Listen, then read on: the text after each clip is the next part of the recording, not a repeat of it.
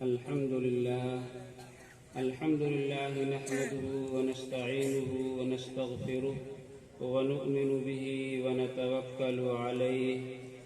ونعوذ بالله من شرور أنفسنا ومن سيئات أعمالنا من يهده الله فلا مضل له ومن يضلله فلا هادي له وأشهد أن لا إله إلا الله وحده لا شريك له وأشهد أن محمدا عبده ورسوله أما بعد أعوذ بالله من الشيطان الرجيم بسم الله الرحمن الرحيم وإذ يرفع إبراهيم القواعد من البيت وإسماعيل ربنا تقبل منا إنك أنت السميع العليم صدق اللہ العلی العظیم۔ اسٹیج پر تشریف فرما قابل قدر اور واجب الاحترام حضرات علماء کرام و شعراء اعظام اور خصوصاً استاد محترم حضرت مولانا عبدالسلام صاحب دامت برکاتہ اور حضرت مولانا سہیل احمد صاحب دامت برکاتہ اور معزز سامعین کرام، عزیزم نوجوانوں اور ننھے منھے پیارے بچوں اور پردہ نشین میری معززہ موقرہ ماں اور بہنوں، سب سے پہلے ہم اپنے رب اور اپنے خالق کائنات کے شکر گزار ہیں اور مشکور ہیں کہ اللہ رب العزت نے فضل کا، رحم کا، کرم کا معاملہ فرمایا کہ ہمیں اور آپ کو ایک ایسی سعادت میسر فرمائی کہ جس گھڑی کے اندر ہم اور آپ بیٹھ کر اللہ اور اللہ کے نبی جناب محمد الرسول اللہ صلی اللہ علیہ وسلم کے ارشادات سماعت فرما رہے ہیں۔ یقیناً اگر اللہ رب العزت کا فضل اور احسان نہ ہوتا تو نہ جانے کتنے سوچنے والوں نے سوچا ہوگا، ارادے کرنے والوں نے ارادے کیے ہوں گے اور کوششیں کرنے والوں نے کوششیں کی، لیکن ایک لمبا عرصہ، ایک لمبا زمانہ گزر گیا، یہ سعادت کی گھڑی اجتماعی طور پر ہمیں اور آپ کو میسر نہ آئی۔ لیکن اللہ رب العزت نے فضل کا معاملہ فرمایا کہ نہ چاہتے ہوئے بھی بغیر کسی کوشش اور محنت کے آنن فانن ایسی سعادت کی گھڑی میسر فرمائی کہ جس کے اندر ہم اور آپ بیٹھ کر ثواب دارین سے مالا مال ہو رہے ہیں۔ اور اس کے بعد ہم اپنے آنے والے مہمانان کرام کے بھی مشکور ہیں، ممنون ہیں کہ حقیر سی دعوت پر اور ادنا سے بلاوے پر آپ نے محبت کا اظہار فرمایا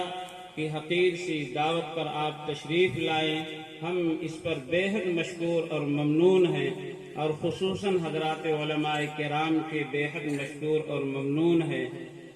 کہ ہم نے اپنے اساتذہ کرام سے اس وقت درخواست کی جب یہ پروگرام کا تقریباً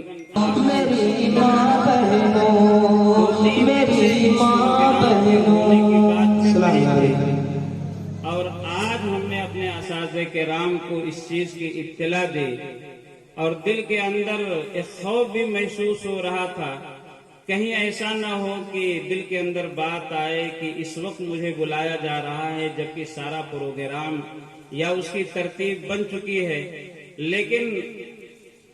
ہم ممنون ہیں، مشکور ہیں اور دل کی گہرائیوں سے اپنے اساتذہ کا شکریہ ادا کرتے ہیں کہ ہمارے ساتھ وہی شفقت کا معاملہ اور وہی مشفقانہ انداز جس وقت ہم طالب علم کی حیثیت سے ان کی زیر نگرانی میں تعلیم پا رہے تھے، ہمارے اساتذہ کرام نے ہمارے ساتھ وہی مشفقانہ معاملہ فرمایا کہ آج کی اس تاریخ میں دوپہر کے بعد ہم نے، بلکہ ہماری اس بات کی ترجمانی حضرت مولانا اختر الزما صاحب دامت برکاتہم نے کی، ہمارے استاد محترم نے بصد خلوص اسے قبول کیا، یہاں تک کہ حضرت تشریف لائے جبکہ طبیعت اچھی نہیں ہے، شوگر کی وجہ سے کافی پریشانی رہتی ہے، اور ایسے لوگوں کا رات میں جاگنا یہ انتہائی مشکل بات ہوتی ہے، لیکن آپ کے اس علاقے سے حضرت کو جو عقیدت اور محبت ہے اور اپنے شاگردوں سے حضرت کو جو الفت ہے، یہ محبت کا تقاضا اور محبت نے حضرت کو مجبور کیا کہ ہم ضرور تشریف لے چلیں گے، یہاں تک کہ حضرت والا کا آنا ہوا ہے۔ ہم اس پر بے حد مشکور اور ممنون ہیں۔ اور اس کے علاوہ استاد الاساتذہ حضرت مولانا عبدالرشید صاحب دامت برکاتہم کے بھی ہم ممنون اور مشکور ہیں کہ حضرت سے بھی ہم نے جب درخواست کی کہ ہمارے نوجوانوں نے ایک میلاد یعنی چھوٹے پروگرام کا ارادہ کیا ہے، ہم چاہتے ہیں کہ اگر اس موقع پر آپ کی تشریف آوری ہوتی تو ہم سب کے لیے سعادت کی بات ہوتی، لیکن اس حقیر سی بات پر حضرت نے بھی قبول کر لیا اور کہا کہ انشاءاللہ ہم ضرور تشریف لائیں گے، اور ہوتے ہوتے چھوٹے پروگرام سے ایک بڑا پروگرام منعقد ہو گیا جس کے اندر ہم اور آپ بیٹھے ہوئے ہیں۔ اس لیے ہم نے یہ کہا کہ ہم سب سے زیادہ اپنے خالق کائنات کے مشکور اور ممنون ہیں کہ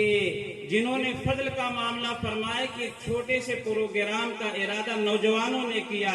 لیکن ہوتے ہوتے اللہ رب العزت نے ایک بڑے پروگرام کی شکل میں آج ہمیں اور آپ کو اکٹھا فرمایا ہے۔ آج کا یہ پروگرام اسی کے ساتھ ہمیں بتاتے چلیں، چونکہ مجھے چند باتیں آپ تک پہنچانی ہیں۔ اصل پروگرام، اصل باتیں تو حضرت مولانا یا حضرات علماء کرام کے ذریعے سے آپ تک پہنچائی جائے گی۔ میں تو بیچ میں جو حائل ہوا ہوں وہ اس بنیاد پر کہ تھوڑا سا تعارف کرانا چاہتا ہوں کہ آخر اس پروگرام کے ہونے کی نوبت کیسے آئی، یہ پروگرام کس طریقے سے آنن فانن اس کا ہونا طے پایا۔ اس سلسلے کی چند باتیں ہم آپ تک پہنچانا چاہتے ہیں، اور اس کے پیچھے کن لوگوں کی فکریں ہیں اور کن کی دعائیں ہیں، جن کی دعاؤں کے نتیجے میں اللہ رب العزت نے احسان کا معاملہ فرمایا کہ جو اس پروگرام کے اندر ہمیں اور آپ کو شرکت کی سعادت میسر فرمائی۔ حقیقت یہ ہے کہ ہمارے یہاں جامع مسجد کی جب بنیاد رکھی گئی، ہمارے گاؤں کی ہماری مستورات نے، ہماری ماں اور بہنوں نے جس حوصلے اور جس امنگ اور چاہت کے ساتھ مسجد کے لیے اپنے آپ کو پیش کیا اور قربانی پیش کی، اور بعد میں جب جب موقع آیا ہماری ماں اور بہنوں نے جس حوصلے کے ساتھ مسجد کا تعاون کیا، یہ ان کا تعاون کرنا انتہائی حوصلے کے ساتھ ہمارے نوجوانوں کو مجبور کیا کہ ہم ان کے حوصلہ افزائی کے لیے ایک شاندار پروگرام کریں، اور اپنی زبان سے نہیں بلکہ ہم اپنے اکابر کی زبان سے ان کی حوصلہ افزائی کریں۔ یہ اس پروگرام کا پس منظر ہے۔ تو اس کے پیچھے ہماری ماں اور بہنوں کی دل کی گہرائیوں کے ساتھ جو دعائیں تھیں، یا ہمارے نوجوانوں کے اندر ان کے شکریہ کے جو الفاظ تھے جو کہنا چاہتے تھے، جس کے لیے انہوں نے ہمارا انتخاب کیا، لیکن میں نے مناسب نہ سمجھا، اس لیے کہ ہم تو روزانہ جمعہ میں آپ کے سامنے حاضر ہوتے ہیں اور اپنی باتیں آپ تک پہنچاتے رہتے ہیں، اور جس انداز سے ہم سے بن پڑتا ہے ہم آپ کی حوصلہ افزائی کرتے ہیں، لیکن جب اجتماعی طور پر ہماری ماں اور بہنوں کی جانب سے ہونے والی عظیم قربانی پر ان کی حوصلہ افزائی کی بات آئی تو میں نے مناسب سمجھا کہ اب ہمارے پاس الفاظ نہیں ہیں، بلکہ ہم اپنے اکابر علماء کو یہاں بلائیں گے اور ان کے ذریعے سے ہم اپنی ماں اور بہنوں کی اس قربانی پر ان کی حوصلہ افزائی کریں گے۔ اس نتیجے میں یہ پروگرام منعقد ہوا ہے۔ میں نے قرآن کریم کی ایک چھوٹی سی آیت پڑھی ہے جس کو ہم نے اپنی بات کا عنوان بنایا ہے۔ دعا فرمائے کہ اللہ رب العزت اس آیت کے ذیل میں چند کام کی باتیں ہم سے کہلوا لیں۔ اللہ رب العزت نے اس آیت کے اندر فرمایا کہ یاد کرنے کے قابل ہے، سنہرے حرفوں سے لکھنے کے قابل ہے، یادگار کا وقت ہے، جس وقت حضرت ابراہیم علیہ السلام اور حضرت اسماعیل علیہ السلام خانہ کعبہ کی بنیاد یا خانہ کعبہ کی دیواریں بلند کر رہے تھے اور یہ کہہ رہے تھے ربنا تقبل منا، اے ہمارے رب ہمیں قبولیت سے نواز دیجیے۔ ہم مفہوم عرض کر رہے ہیں، حضرت ابراہیم جلیل القدر پیغمبر ہیں، حضرت اسماعیل علیہ السلام صاحبزادے ہیں، باپ بیٹے مل کر خانے کعبہ کی دیوار قائم کر رہے ہیں، اور نگاہ کس کی جانب ہے؟ جو اصل بات ہم آپ سے بتانا چاہ رہے ہیں، نگاہ اس پر نہیں کہ ہم اس عظیم کام کو کر رہے ہیں یا اللہ ہم سے ایک کام لے رہا ہے، بلکہ دل کی سوئی اللہ کی جانب متوجہ ہے، اور وہ یہ کہہ رہے ہیں جس کو قرآن نے نقل کیا، ربنا تقبل منا انک انت السمیع العلیم، اے اللہ ہماری اس قربانی کو قبولیت سے نواز دیجئے، بلا شبہ آپ سننے والے اور جاننے والے ہیں۔ اس لیے کہ کام کا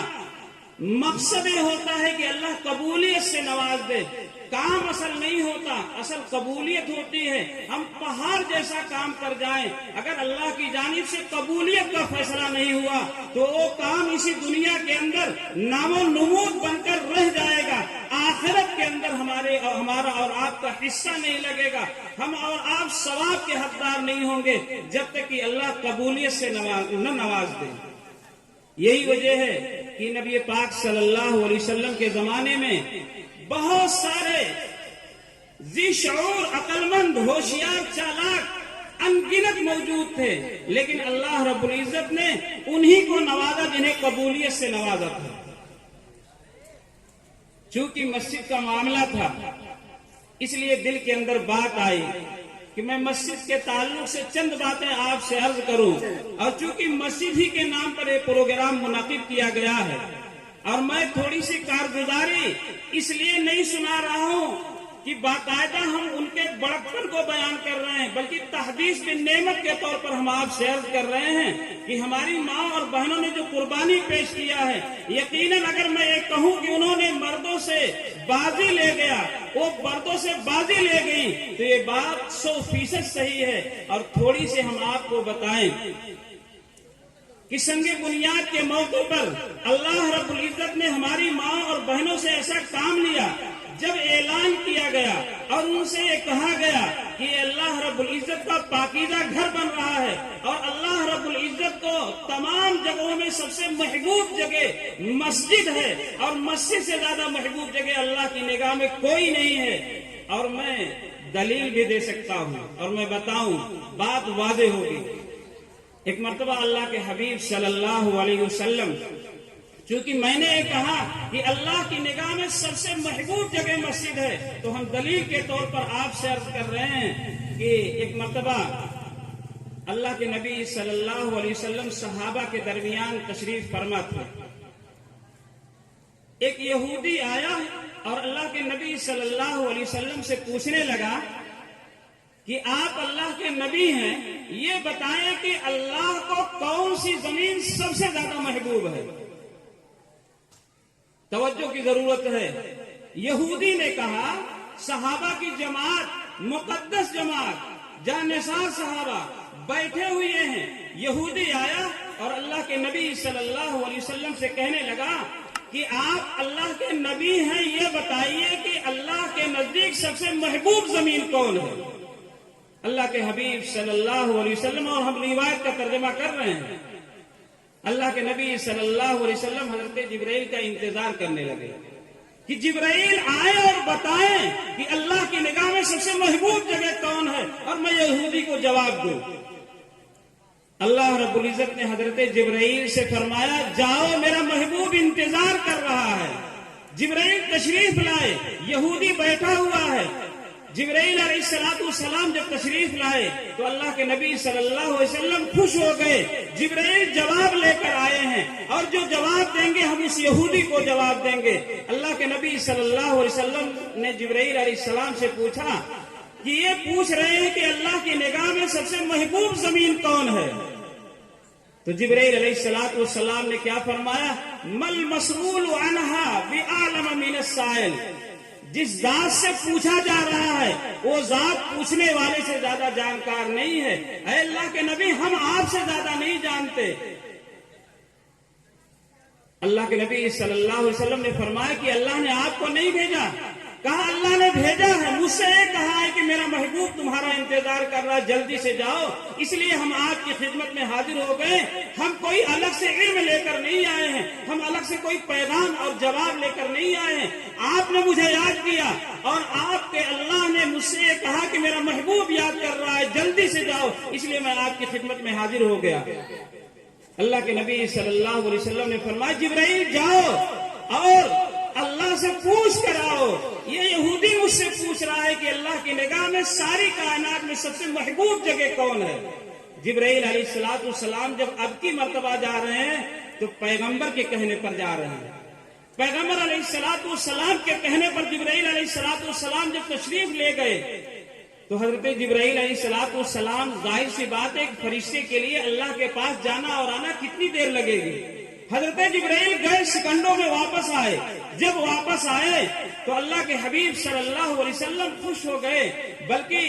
جبرائیل کا چہرہ روایت کے اندر ہے کہ یتہلل وجہہ، اللہ کے نبی صلی اللہ علیہ وسلم نے فرمایا اب جب دوسری مرتبہ جبرائیل میری خدمت میں تشریف لائے تو جبرائیل کا چہرہ بالکل منور تھا، روشنی سے دمک رہا تھا۔ حضرت جبرائیل بالکل حساس اور بشاش تھے۔ پیغمبر علیہ السلام نے پوچھا جبرائیل بتاؤ کیا جواب ہے؟ جبرائیل علیہ السلام بجائے سوال کا جواب بتانے کے اللہ کے پیغمبر سے کہنے لگے کہ آج اللہ رب العزت نے مجھے اتنا قریب بلایا، اتنا قریب بلایا، اتنا قریب بلایا، اس سے پہلے میں اللہ کے اتنا قریب کبھی نہیں ہوا تھا۔ اور یہی نہیں بلکہ معراج کے موقع پر جب میں آپ کے ساتھ گیا تھا تو اتنی قربت نہیں ہوئی تھی جتنی قربت اس مرتبہ ہوئی جب آپ نے اللہ کے پاس بھیجا۔ لکھا ہے روایت کے اندر اللہ کے نبی صلی اللہ علیہ وسلم بجائے جواب پوچھنے کے آپ پوچھ رہے ہیں کہ اچھا جبرائیل بتاؤ، یہ بتاؤ کہ اللہ کے تم کیسے قریب ہوئے، تم اللہ کے کتنا قریب ہوئے اور کیسے قریب ہوئے، اس کا منظر کیا تھا؟ حضرت جبرائیل علیہ السلام نے بھیجا، فرمایا کہ اے اللہ کے نبی صلی اللہ علیہ وسلم آپ کے بھیجنے کی برکت سے اللہ نے مجھے اتنا قریب کیا کہ میرے اور اللہ کے درمیان نور کے 70,000 پردے تھے، بس اتنی دوری تھی، میں اللہ کی اتنا قریب ہوا۔ بہرحال جب بات ختم ہو گئی تو اللہ کے نبی صلی اللہ علیہ وسلم نے پوچھا جبرائیل یہ بتاؤ جو یہودی پوچھ رہا ہے کہ اللہ کی نگاہ میں سب سے محبوب جگہ کون ہے؟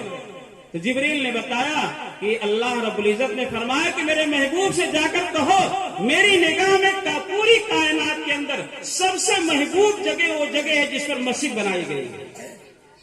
سب سے محبوب اور سب سے پسندیدہ جگہ وہ جگہ ہے جس پر مسجد تعمیر کی گئی۔ اور مسجد اللہ کی نگاہ میں محبوب کیوں نہ ہو، کل قیامت کے دن یہ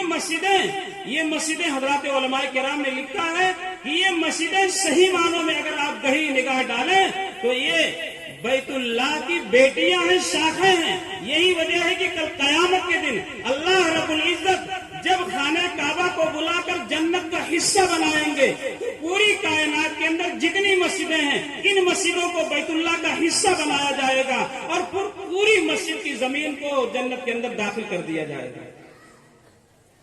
اور یہی وجہ ہے کہ ہمارے مشائخ کا، صحابہ کرام کا مسجد سے جو تعلق اور لگاؤ تھا، میں بتاؤں مسجد نبوی کی تعمیر کے موقع پر اللہ کے حبیب صلی اللہ علیہ وسلم جب جانثار صحابہ مسجد نبوی کی تعمیر کے وقت پتھر اپنے سروں پر لاد کر دیوار کے پاس پہنچا رہے تھے تو اللہ کے حبیب صلی اللہ علیہ وسلم بھی اپنے مبارک سر پر پتھر اٹھا کر مسجد نبوی کے دیوار کے پاس لا رہے تھے۔ ایک صحابی نے فرمایا کہ اللہ کے نبی صلی اللہ علیہ وسلم آپ پتھر ڈھوئیں گے تو ہم غلام کس دن کے لیے ہے؟ اللہ کے نبی صلی اللہ علیہ وسلم نے فرمایا یہ اللہ سے محبت کے اظہار کا وقت ہے۔ اللہ رب العزت بندوں سے اپنی محبت دیکھنا چاہتے ہیں تو ظاہر سی بات ہے جب تم اللہ کے سامنے اللہ کے گھر کی تعمیر کے وقت اپنی محبت کا اظہار کر رہے ہو تو تمہارا نبی اللہ سے محبت کا اظہار کیوں نہ کرے؟ لکھا ہے کہ ایک صحابیہ مسجد نبوی کے اندر جھاڑو دیا کرتی تھی۔ اللہ کے نبی صلی اللہ علیہ وسلم کو ان کی ادا اتنی پسند آئی کہ حضرات صحابہ کرام سے آپ صلی اللہ علیہ وسلم نے فرمایا دیکھو جب ان خاتون کا انتقال ہو تو مجھے خبر دینا، ان کی نماز جنازہ میں پڑھاؤں گا۔ اور مسجد سے تعلق کی بنیاد پر حضرت بلال حبشی رضی اللہ تعالیٰ عنہ کو وہ مقام اللہ نے عطا فرمایا کہ آپ صلی اللہ علیہ وسلم جب معراج کے اندر تشریف لے گئے ہیں اور آپ ساتوں آسمان کے اوپر آپ کو جب جنت کی سیر کرائی گئی تو حضرت جبرائیل علیہ السلام سے آپ نے پوچھا کہ ہم جنت کے اندر قدموں کے چلنے کی آہٹ سن رہے ہیں، آخر ایک کون سی آواز ہے؟ جبرائیل علیہ السلام نے فرمایا بلال حبشی کے فرش پر چلنے کی آہٹ کو اللہ رب العزت جنت کے اندر سنوا رہے ہیں۔ بلال حبشی زمین پر چل رہے ہیں اور اللہ رب العزت ان کو اللہ نے وہ مقام عطا فرمایا، چل رہے ہیں فرش پر اور اللہ اس کی آہٹ کو عرش پر سنوا رہے ہیں۔ کس بنیاد پر؟ مسجد کے اندر وہ مؤذن تھے، اللہ کے نام کی صدا بلند کرتے تھے، تو مسجد سے جس کا تعلق ہوتا ہے وہ چیز انتہائی عظیم ہوتی ہے۔ تو جب میں نے اپنی ماں اور بہنوں سے، اور یہی وجہ ہے کہ حضرات مشائخ نے لکھا ہے کہ پہلے زمانے میں عورتیں رات کے سناٹے میں اپنے شوہروں کے ساتھ جا کر مسجد کی صفائی کرتی تھی عقیدت اور محبت کی بنیاد پر۔